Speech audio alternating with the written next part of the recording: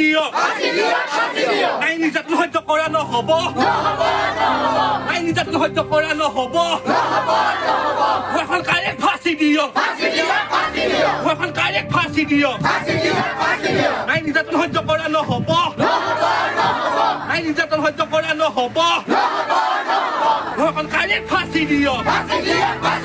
এখন কাৰেক্ট ফাঁচি দিবই লাগিব আইন নিৰ্যাতন সহ্য কৰা নহ'ব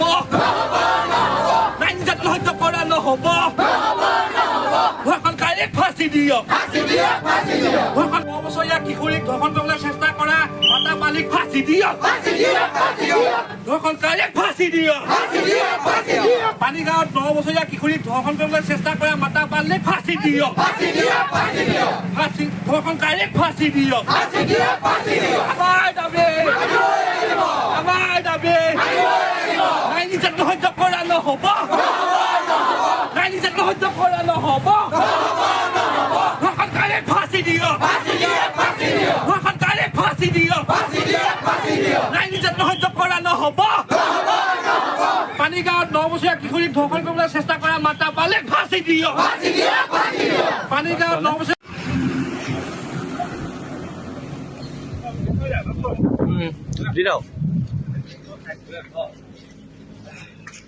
এখন কাৰেক্ট ফাঁচি দিয়ক এখন কাৰেক্ট ফাঁচি দিয়ক আইন নিৰ্যাতন সহ্য কৰা নহ'ব এখন কাৰেক্ট ফাঁচি দিয়ক আইন নিৰ্যাতন সহ্য কৰা নহ'ব এখন কাৰেক্ট ফাঁচি দিয়ক আমাৰ দাবী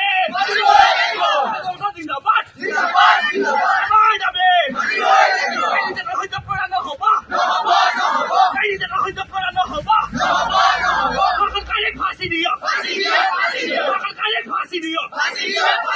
পানীগাঁৱত 9 বছৰীয়া কিশোৰীক ধৰ্ষণ কৰিবলৈ চেষ্টা কৰা মাতা পালিক ফাঁচি দিয়ক এখন কাৰেক্ট ফাঁচি দিয়ক লখিমপুৰ জিলা সমিতি আৰু আমাৰ ৰাইজৰ সহযোগত আমি আজি এই প্ৰতিবাদ কৰিবলৈ লৈছিলোঁ। অতি লজ্জাজনক কথা, লখিমপুৰ জিলাত আপোনাৰ